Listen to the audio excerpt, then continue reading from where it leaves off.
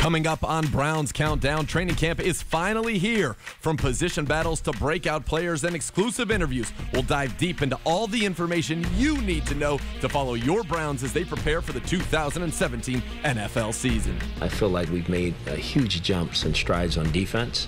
I think we're making huge strides on offense, and now we got to go try to take this to the next level.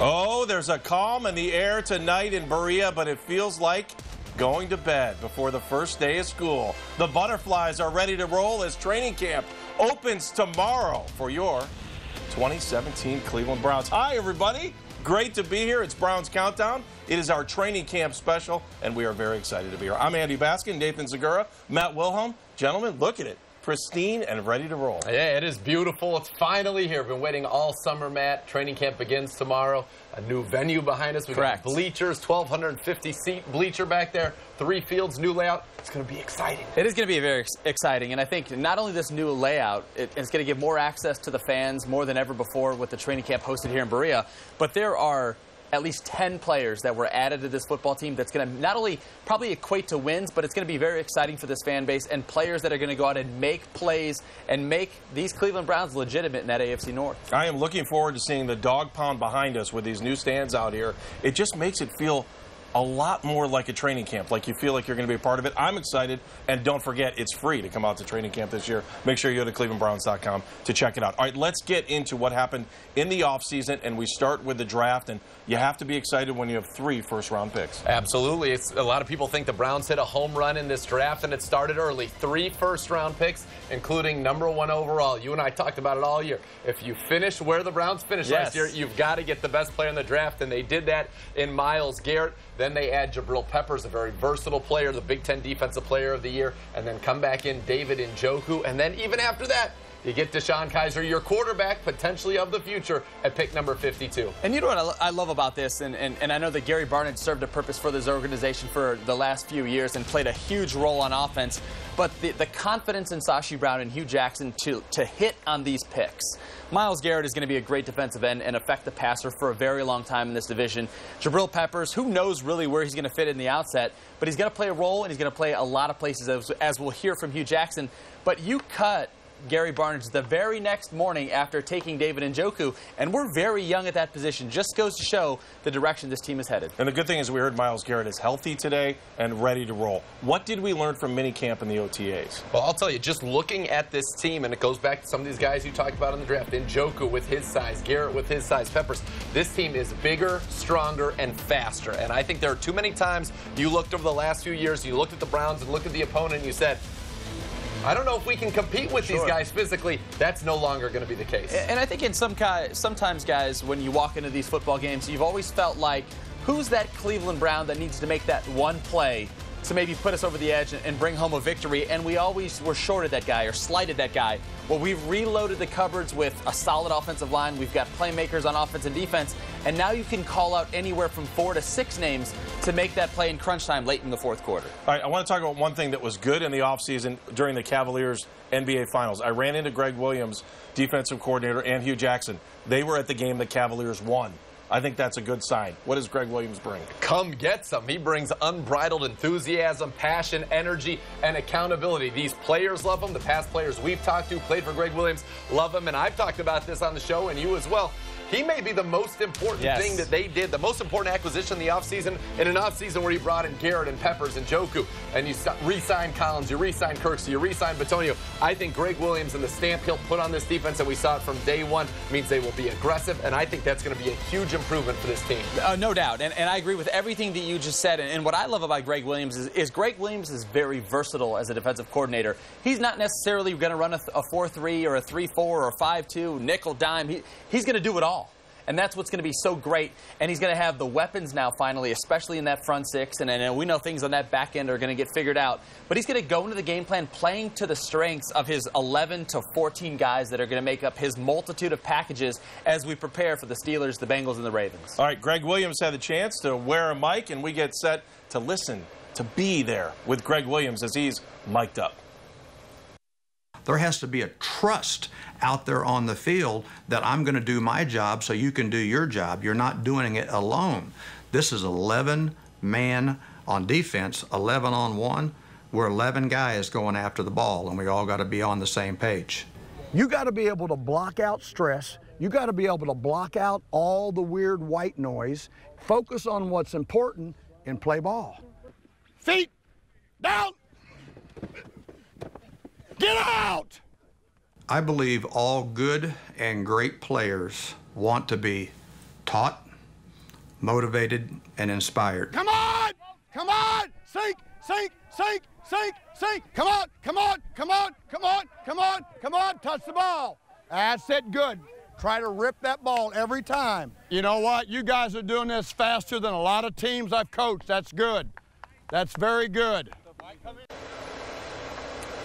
Matt, when you talk about Greg Williams, and you touched on the thought of don't get tied up with the 4-3, 3-4, the nickel, what does that instill in you as a player? I would think that gives you a little, not too much creative freedom, but the freedom to be the best you can with your ability. Well, absolutely. I think if you go out on the practice field throughout training camp, as you did maybe in OTAs and minicamp, and you put good practice after good practice after good practice, and you put them all in a row, because coaches in the National Football League, they don't necessarily want you extremely high, then extremely low. They want consistent. They know what they want to get out of you and who you are and what makes you tick and what your strengths really are. And I think that's what Greg Williams and this entire process is really going to be about, and why in some cases we might see maybe 5 or 6 guys really never come off the field defensively, but the other 5 to 7 are going to consistently rotate as we play to their strengths. Well, that's just one of the things. I remember when we went to St. Louis when the Rams were still there and we watched them. You couldn't tell who was playing where. He put the best athletes on the field, played to their strengths, and let them do what they did best. And he basically saved Mark Barron's career, a former failed first-round pick, 6th overall as a safety. He moves him to a linebacker. Those guys were running around making plays, and that's what I think this defense is going to be ultimately. Get the best 11 athletes out there and let them make plays. All right, let's get into some of the top storylines going into training camp. And you guys know this from being on the radio. I know this. Everybody wants to talk about the quarterback. Well, yeah, and Hugh Jackson saying today that Cody Kessler has earned the right to go out there first with the first team, as was the case in the OTAs and minicamp. But look, this is a question that will be with this team forever, and we'll get into it in much more depth later on. But I truly believe this will be an open competition with Cody Kessler, Brock Osweiler, the only quarterback on the roster, by the way, that's won a game in the NFL, right, and the rookie Deshaun Kaiser, who has the most physical gifts of any of those players. Absolutely correct. And I think that this is going to be an ongoing battle, and I wouldn't be surprised that while Cody Kessler may open training camp, he might get a quick hook, because if there are things or traits that Hugh Jackson expects out of his starting quarterback that actually gives us a legitimate opportunity to win on a consistent basis, and it's not what Cody Kessler is doing maybe through 5 or 6 days of camp, he will make that change and start to feed reps to whoever he feels gives us that opportunity. Nathan, how important is it for him to have his starting quarterback preseason game 1 against New Orleans? I don't think it's that important, and I think the way that the schedule shakes out for the Browns is helpful. You have that first preseason game 1 in about 2 weeks from now, right, on August the 10th against the Saints, but then you get a full 10 days to evaluate between that and the second preseason game the following Monday against the Giants on the 21st here. So I think by that second game you need to have it. Look, he's not going to force it. He wants it by that Giants game, but I don't think he's going to force it. I mean by the Saints game, sorry. All right, another big headline. Obviously, you've got old and new. You got Joe Thomas going up against Myles Garrett in camp. That's something I want to watch, but there's a mutual respect, especially for a young man that's trying to learn the game. No question, and this is the premier matchup. I can't wait for the pads to come on. The first time they will is Saturday to see Joe Thomas and to see Myles Garrett, because it takes me back a couple of years ago.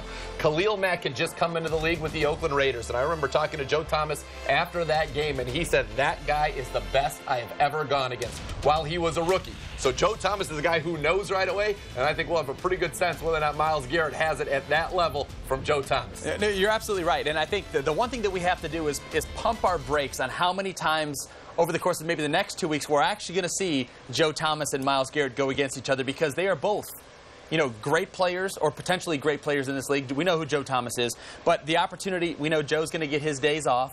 And how many times is Myles Garrett going to actually be matched up in a one-on-one situation against Joe Thomas? It's going to be very, very few. The spotlight is going to be on it, guys. And I think our opportunity for Joe Thomas to give us that soundbite and to give us that clip about the expectations of what Myles Garrett is as the #1 overall player is really what we're after. Matt, the other thing, too, is you can look at the depth chart and you actually see depth this year. There is an influx of talent. Absolutely, and that's as this show goes on. I mean, there are many position battles that we're going to get into at defensive line, at offensive line, at the safety position, at the corner position, you know, backup linebacker position. So it's very interesting and a highly competitive camp for us.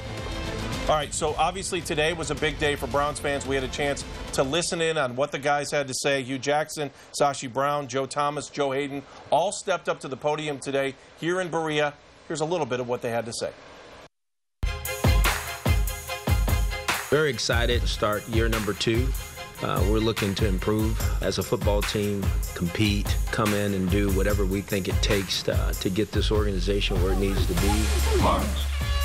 Our business, our job here is to win games, a lot of games. We've got to establish the way we work and prepare, and the wins will follow from that.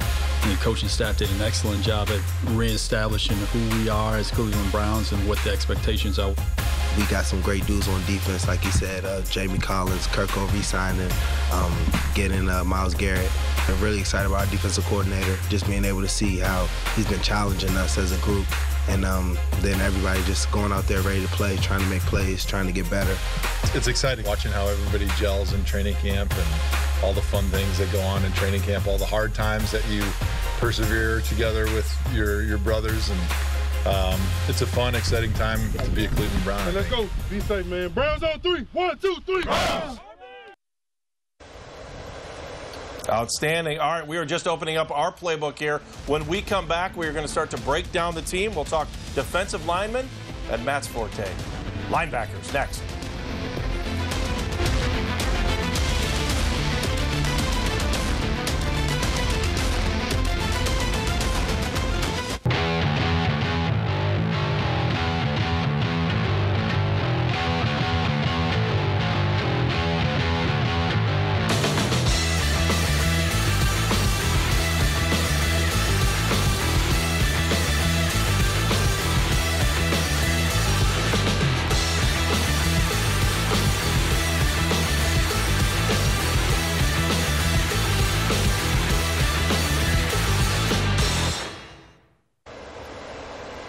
And welcome back to Berea for our Browns Countdown. It is our training camp special. Let's talk about the defensive line. We start off talking about some young guys who clearly need to earn their stripes this year, just like everybody else does. Myles Garrett, the #1 overall pick, Larry Ogunjobi, and then, of course, Caleb Brantley. Your thoughts on these guys? Well, I think the Browns obviously really bolstered their defensive line this year with the addition of those 3 guys. Garrett, we talked about the #1 overall pick. Look, there are 3 people in the history of the SEC who have had more than 30 sacks and been unanimous All-Americans. Reggie White, Derek Thomas, and Myles Garrett. If he can be like those 2, we'll be in good shape. Ogunjobi was the first pick of the 3rd round, and then Brantley taken in the 6th round because of an off-the-field incident. Many thought he was a top 50 talent. We've already heard from the defensive line coach Clyde Simmons. He's looked like an all-pro at times, and he's looked like, what the heck are you doing out here?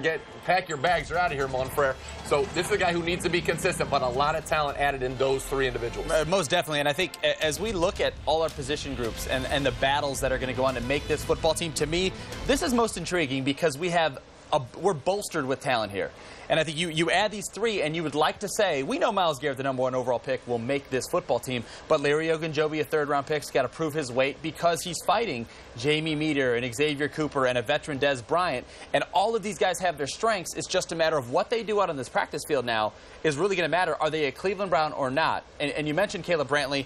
It's, as you said, this guy could have gone in the 2nd round. Came 6th to the Cleveland Browns, exonerated of the off-the-field issues, and so we got a significant value. And it seems to me that Sashi Brown and his guys are working wonders to find as much value as they can. You get Kaiser in the 2nd round, you get Brantley in the 6th round. Should have been drafted in 2nd. Going to make an impact. Yeah, it's like 6 of the top 65 players in this draft are on this team. And I'll tell you, if you're going to look at this roster, and you talked about it, I believe the toughest decisions that Sashi Brown and company are going to have to make will come on the defensive line. What do you keep? Maybe 8 defensive linemen? Yes. And we talked about the defensive end position. You've got Garrett, you've got Ogba, you've got Nassib. They're likely likely to be here. Then you have Nate Orchard, a former second-round pick who's moving back to his natural position where he had 18 sacks at Utah and was one of the best defensive players in the Pac-12. And then Cam Johnson, who's played very well in his own right and was working with the first team when Garrett was out. Not Orchard. So that's 5 guys for 4 spots right there. Right, but dive into this from the veteran aspect, because, I mean, you just talked about Agba. You've got Danny Shelton as well. So these guys, they're going to have to mesh with these new guys. And it feels weird calling these guys veterans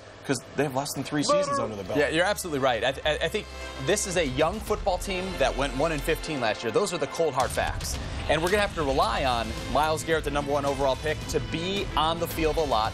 You know, Emmanuel Agba, who had a very, very good, high-quality first year in the NFL, to take a big step the same way that Danny Shelton did from year 1 to year 2. Played almost like at a Pro Bowl level. So Agba and Garrett are going to play off each other. I think you pencil in, Shelton in run situations to be that third defensive lineman, and then it's all those other guys that we mentioned, Dez Bryant and Jamie Meter, Xavier Cooper, Caleb Brantley, Larry Gunjobi, competing for roles opposite Danny Shelton as an internal defensive lineman. All right, come back to think about what he just said right there. That's the defensive tackle position. You have Shelton played like a Pro Bowler. Dez Bryant comes back, who's 6'6", 300 pounds, and a different guy than you had. He averaged 5.5 sacks per season his last 2 years with the Browns. Agba led the team with 5.5 sacks last year, and that's an interior guy. Cooper, 3rd-round pick. Meter, you just signed to a contract. You just drafted Ogunjobi. You just drafted Brantley. That's 6 guys for 4 spots at D-tackle. If the Browns do make a trade somewhere, maybe for a receiver, I would be surprised if it is a D-tackle. Well, we'll get to receivers in a second because obviously they're very young. You've got one guy with more than 3 years of experience. But let's jump into the linebacker spot now. And I think one of the best things that happened was Jamie Collins coming back, committing to the Browns, because I think there were some people kind of questioning this in the middle of last season. Jamie Collins is going to lead you in that linebacking core. Absolutely, and I think the one intriguing fact about Jamie Collins signing is when he signed and what he signed for. Because everyone in the face of that trade last year talked about, Jamie Collins we're essentially renting him for the remaining 8 games of the season. Jamie Collins did not hit free agency. Had he hit free agency, he would have probably been in a multi-team, race and signed him for anywhere from like $3 to $7 million more. So Jamie Collins, in some cases, took less and wanted to be a Cleveland Brown. The Browns then prioritized Christian Kirksey, signed him to a big deal, and you've got 2 of some of the best linebackers in all of football right now. What you have are 2 guys who are athletic, and I think Jamie Collins is going to come out this year with a full year in the system in the offseason as one of the best defensive players in the NFL. He's a guy who averages about 10 tackles a game for you. He can rush the passer. He can cover. And Kirksey can do those things too. Last year, 3rd in the NFL in tackles. Both of them are good blitzers. Both are good in coverage. You're going to see 2 linebackers on the field, I think, the majority of the time with those 2, and you're in great hands right there. And Collins came here last year. He was quiet. Nobody really knew anything about him. He is not quiet anymore. Right. He is the most talkative guy out here on this practice field. He feels comfortable. I expect him to thrive this year. All right, Christian Kirksey, you guys talked about the linebacker spot. We had a chance to go to California with him in the offseason during building the Browns, and you have got to see the way he is approaching this season. It's a bunch of guys looking up to you. You got players with great potential like Myles Garrett. You've seen what Agba did last year and the flashes that he had, with Jabril Peppers, with the Corey Colemans, with those guys who has, like, the sky's the limit for those guys. You just got to show them the way, just like Carlos Dansby, Craig Robinson, those guys, Dez Bryant, like how they, cradled me in, my rookie year, my second year, how they did that with me. I have to now do that with them. And, I've been in Cleveland, through a lot of the adversity that we went through. These guys they're just now getting there, so you kind of just got to show them the way, like, okay, this was the old Cleveland, this is how we're doing things now. Earning his stripes. And don't forget, building the Browns all season long, but especially here during the preseason and training camp. You can catch it at 11 o'clock on News 5. Looking forward to having you. And then, even if you miss it on News 5, make sure you watch it on clevelandbrowns.com. They are some of the best pieces you will see. They're outstanding, and I absolutely love watching Building the Browns on News 5. When we come back, we're going to talk running backs and the new-look offensive line. We're live at training camp right after this.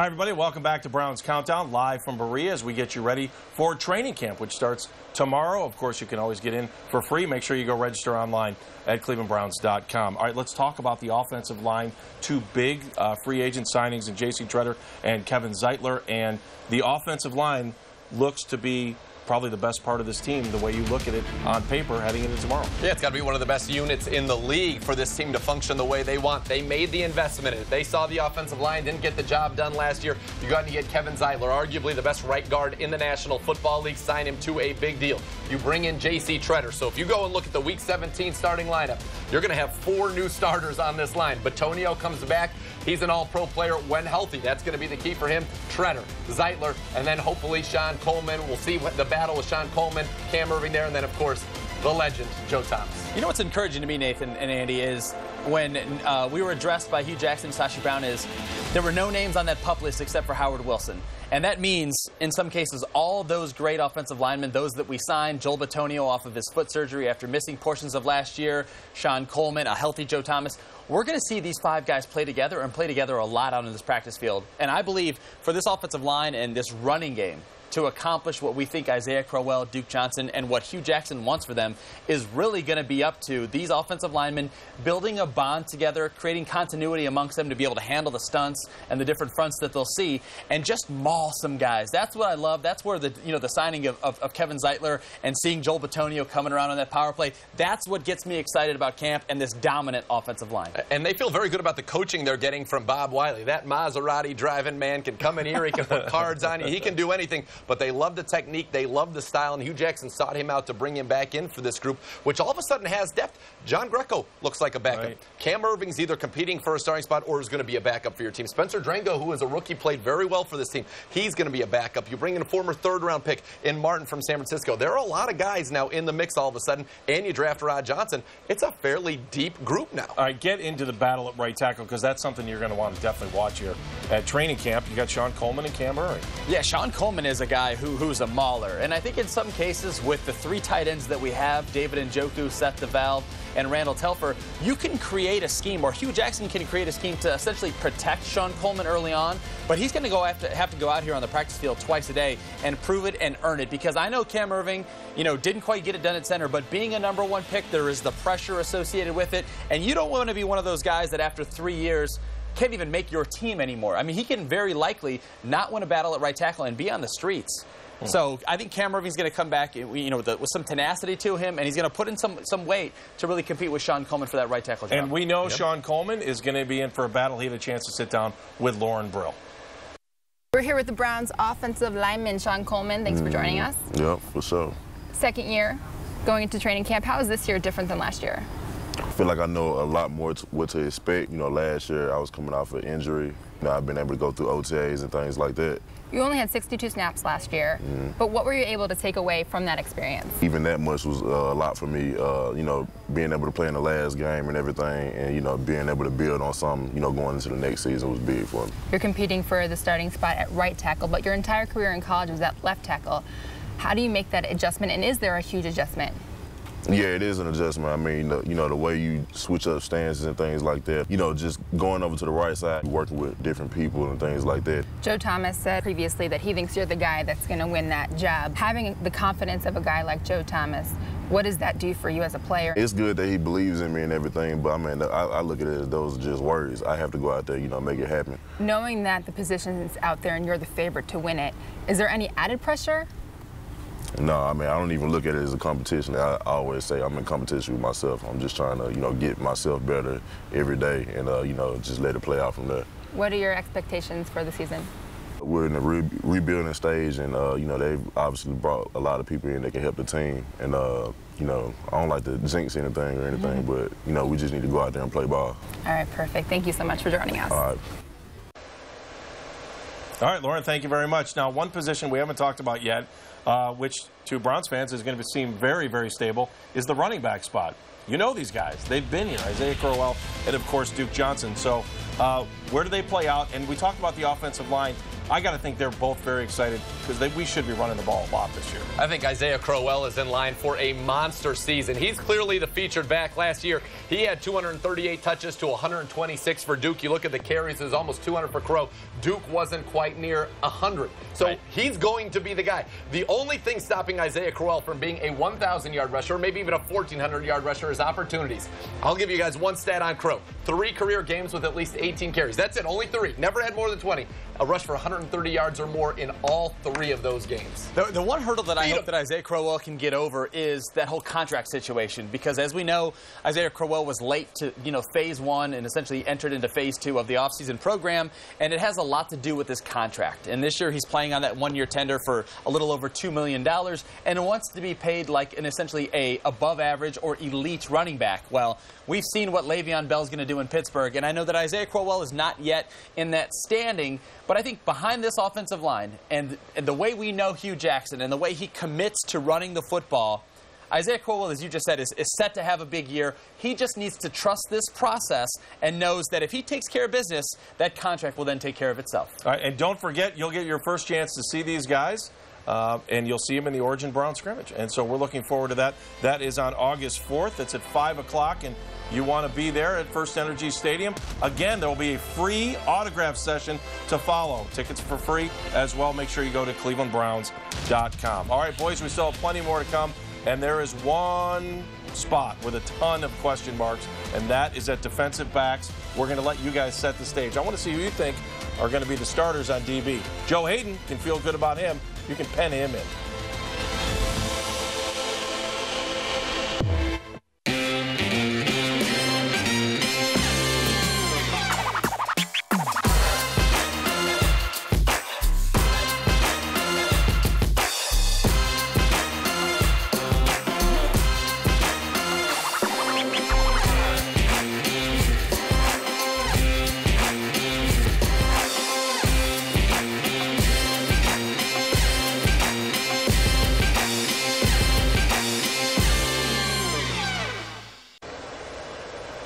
Welcome back to Browns training camp here in Berea. You're watching Browns Countdown on News 5. Very excited to be here. All right, we dedicated a single segment to the defensive backs because you got 11 of them that are going to be out here. Let's start with Jabril Peppers. First of all, great that he got his contract done. I think that was just one of those, good, no problems. Where is he going to play, and how will he be different in the pros than he was at Michigan? Well, at Michigan, I think he sacrificed himself for the betterment of his team and played closer to the line of scrimmage as a linebacker, when in reality, he is a safety. And in the Greg Williams defense, you're going to see that safety near the ball. You're going to see him playing deep in center field. And Hugh Jackson said this morning, they're going to get him on the field. They're going to use him a lot of ways, but they're excited about the athleticism that he brings. Absolutely, but they didn't necessarily say how they're going to use him on defense. So I think the intriguing thing about Jabril Peppers is where he's going to play. I think immediately he's going to be either our punt returner and or our kick returner. He's going to be on defense, but how much? And I would not be surprised with the creativity of Hugh Jackson if he does add a couple of wrinkles offensively. All right, in the free agent world, the Browns go out and get Jason McCourty. How will he help?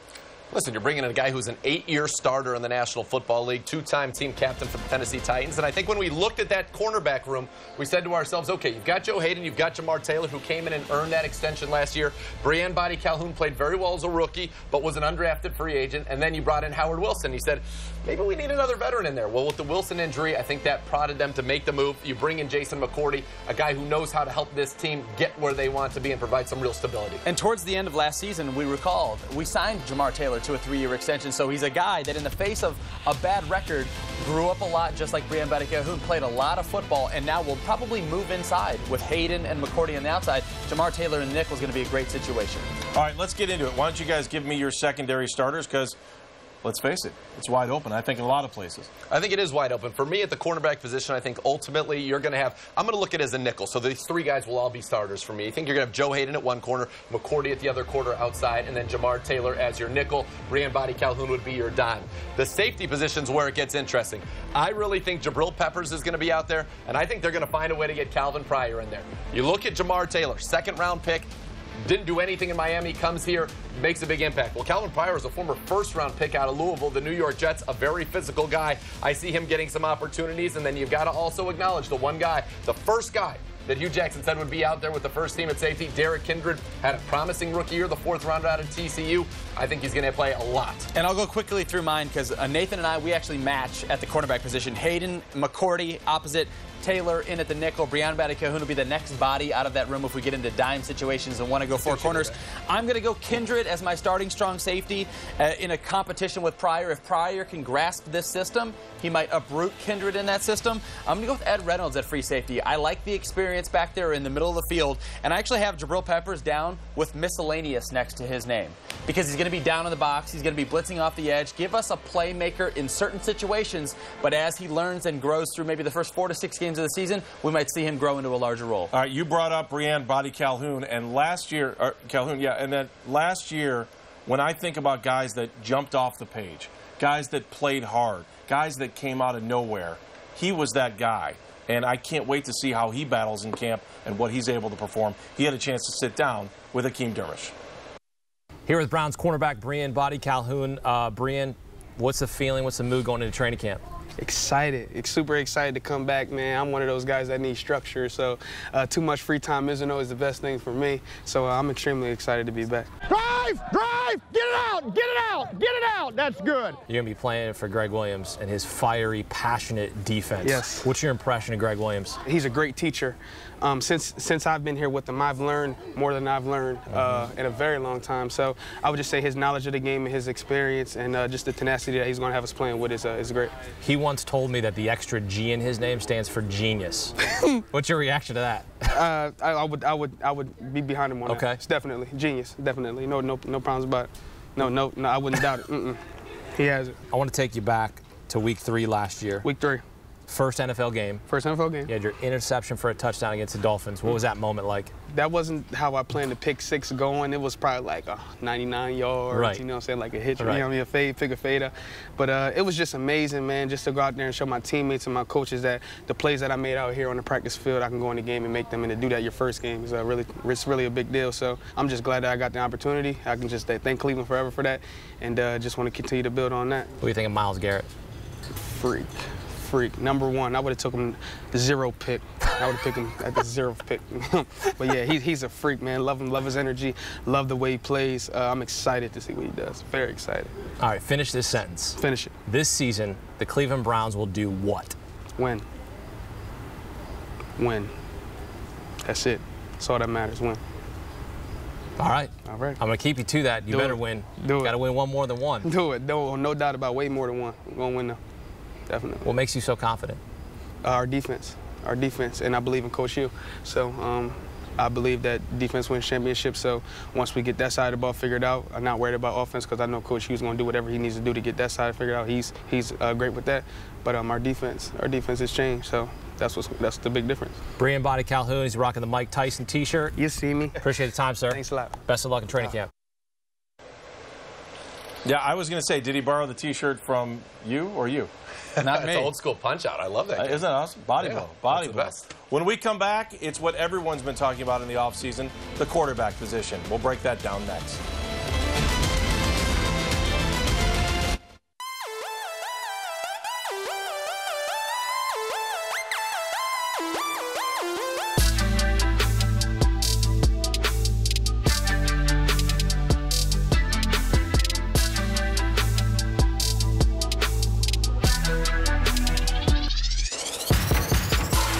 Welcome back to Browns Countdown. It was said today by Hugh Jackson that Cody Kessler will get the first team reps when the team walks out on the field tomorrow. It is going to be an interesting battle at quarterback. It's going to be fun. Let's start with Cody Kessler leading the way tomorrow. Well, look, Cody Kessler is the guy that Hugh Jackson knows what he's got in him. He's going to be accurate, 66% completion. He's going to take care of the football, 6 touchdowns, only 2 interceptions. The question for Cody Kessler is, can he go out and make those chunk throws? Can he show the willingness to do it and the ability to do it, to drive the football down the field so Hugh Jackson can run the offense he really wants to run? No doubt. And I think he's the safe choice, and I think he's expected And in all eyes, I think he expected him to come out and be the starter at the start of camp, because I don't think Brock Osweiler learning this system and really, getting out of that Bill O'Brien mentality there in Houston and all the bad press that really came along with it. And I think DeShone Kizer being a draft pick, yes, he's a quick learn, but enough to put himself in a situation to start for one of 32 NFL franchises, just not yet. So I can understand wholeheartedly why Hugh Jackson wants to trot Cody Kessler out first. Where do they stand with Brock Osweiler? Guys from Montana are normally pretty tough. And when I see him, I think about that. I think about what happened in Houston, but I also think about where he was a year ago, and he was such a hot commodity. What are the Browns getting?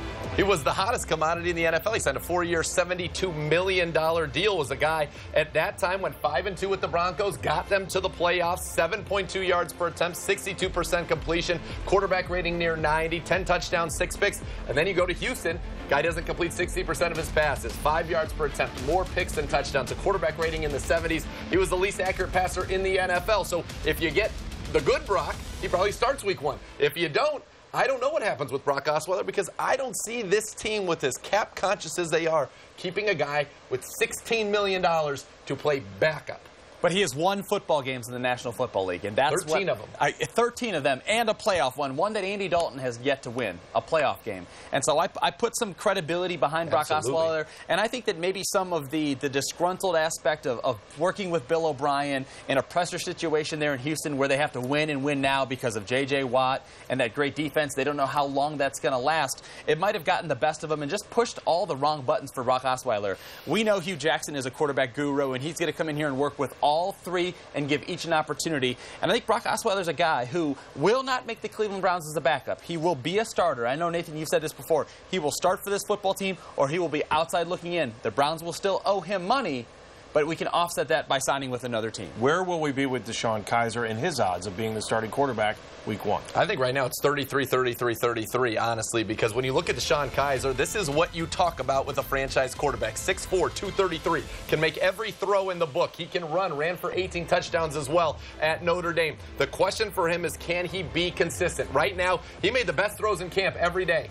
He also made the worst throws in camp almost every day. He's better throwing a 20-yard dig into a tight window than he is throwing a 5-yard crosser. He's got to be able to hit those layups. His talent is tantalizing. I know they said in the offseason he did everything they needed to from a mental standpoint. He's come back ready to go. Can he do it on the field and seize this job? My one question, guys, for all 3 of these quarterbacks, because all 3 of them are at different portions in their career, is can you win football games with this guy? Because you can go with DeShone Kizer and think to the future and have him learn on the run and, and trial by fire, and that's all fine and good. But I know this fan base wants to win. I know that I and Hugh Jackson wants to win. Can we do that with DeShone Kizer? Can we do it with Brock Osweiler, the guy who's only won football games amongst this entire quarterback room in the NFL? And when we saw Cody Kessler is safe. Can he go out and beat the Steelers, the Ravens, and the Bengals on a consistent basis? Well, that was my question to you then. What do you value more? Somebody who can go out and win you games but may lose you some, or somebody who is safe, as you said? And I think we'll find out come September 10th. I think one other question, just as we talk about the quarterbacks, is going to be, we know the fans want it. We know the head coach probably wants to pick it. How quick does the team need to know who that starting quarterback is so everybody can settle in? When we come back, we're talking wide receivers.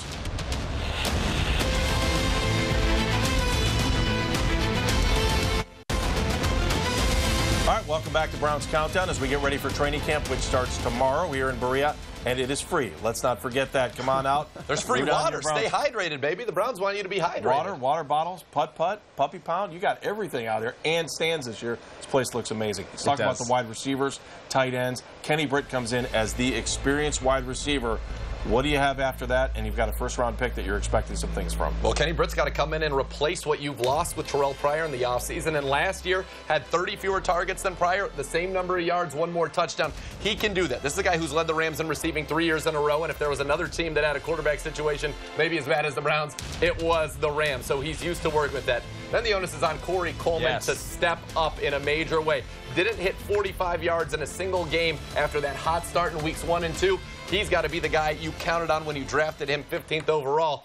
Yes, Ricardo Lewis looks like he's progressing, but I really think when you're talking about the third, fourth receiver in this offense, it's going to be two guys who don't play wide receiver. Absolutely, it's the tight ends. And we drafted one in the first round. David Njoku traded back into the first round, took David Njoku, who was a physical freak just like Myles Garrett, a high school state champion in the high jump, high points to the ball, ran a 4.6 40. He's going to be a great player. And then we saw the emergence at the end of last season of Seth the Valve. And again, go back to our first segment, the confidence in Sashi Brown, in Randall Telfer, Seth the Valve, and the drafting of David Njoku to cut a player who meant so much to this organization in Gary Barnidge. Yeah, Gary Barnidge had 1,600 yards receiving the last 2 years, but they believe, and I think we're going to see a lot of that two tight end set with Britt Coleman, Njoku, and DeValve. DeValve was a receiver at Princeton. They have an opportunity to really create some mismatches to either run the football or throw it. How much does that double tight end set help a young quarterback? How much does it help young tight end or young wide receiver? I've always said for quarterbacks in general, the closest target, legitimate target that runs pass routes is a good tight end. I played against and with Antonio Gates for a very long time, against Tony Gonzalez. It means a lot. So whatever quarterback wins this job, Njoku, DeValve, Telfer are going to be his best friend. The one receiver to keep an eye on, though, out of the top two is Ricardo Lewis, because he has the profile. He's 6'2", 215, runs a 4.4 40. He's got all the tools. Came from Auburn, where they really ran the football a lot. Wasn't in a passing college offense like you think of today. But he's supposedly been the most improved receiver here so far per Al Saunders, and we'll see if he can really contribute as well this season. All right, we've got plenty more to come. Stick around. We're going to get you set again for training camp tomorrow. What you need to know coming up.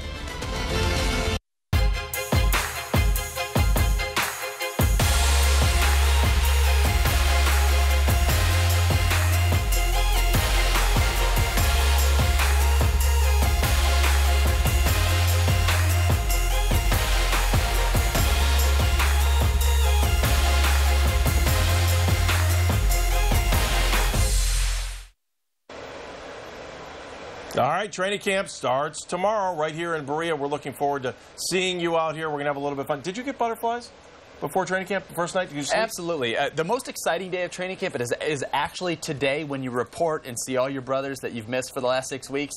But tomorrow when you know the grind really starts, there's no butterflies. You're just kind of like, oh, training camp. All right, let's jump into special teams real quick. And I think about Chris Tabor, and I think about when they drafted Jabril Peppers, the video of that. I still think he's excited about it. Oh, yeah, he was thrilled about it. Wilhelm saw it last year. Was Joe Schober got him excited. This year it's Peppers. And hopefully he can come in and really kickstart a return game that has not been productive since the days of Josh Cribbs here with the Cleveland Browns. And when you have a lot of picks in the draft, that means you're drafting a lot of young talent. Some of those guys are going to start. Others are going to compete to be backups. But all of them are going to have a role on special teams. How hard is that transition, though, going from college star to having to play on special teams? Well, when your head coach or your agent tells you the way that you're going to make this club is by balling out on special teams, you dive in 100% and you give it all you can. And in some cases, once the season starts, offense, defense almost becomes secondary to you. All right, give me your sleepers. All right, I'll give you two on the defensive side of the ball in the defensive backfield. Channing Stribling from the University of Michigan. He was one of the best corners in the Big Ten last year. Nobody wanted to throw at Jordan Lewis. They threw at Stribling. He had 4 interceptions, 13 passes defense last year, and then the other would be Kai Nakua. There aren't many true free safeties on this roster. The kid out of BYU, 14 interceptions, 4th all-time in BYU history. The one name offensively we've never mentioned, and he was here for the back half of last year, is Danny Vitale, the role of the fullback, who will also be a great special teams player for Chris Tabor, but the role of the fullback in goal line situations, maybe in short yardage situations, and also being that thumper back, you know, guy who can catch the football out of the backfield. He's my sleeper to make this football team and have a big role. All right, just a general thought on training camp itself. You know, it's such a great family event. I love bringing my kids out here. They have such a good time, and you can get autographs. I mean, that's really part of it. When you're a little kid, that's how you make guys lifelong Browns fans. Absolutely. Let's talk about the blood drive. That is coming up on Saturday. Make sure you come on out. They'll have free T-shirts. You'll have an opportunity to pick up some tickets to some of the preseason games as well. So let's give back. Let's give 10. This Saturday at 12 locations throughout Northeast Ohio.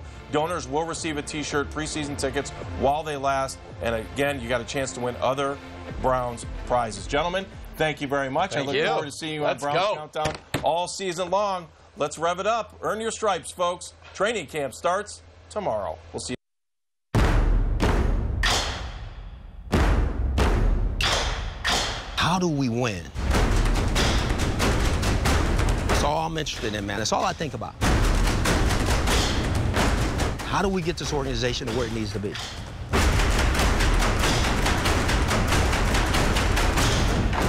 These men right here, all you guys here, you guys are just the guys.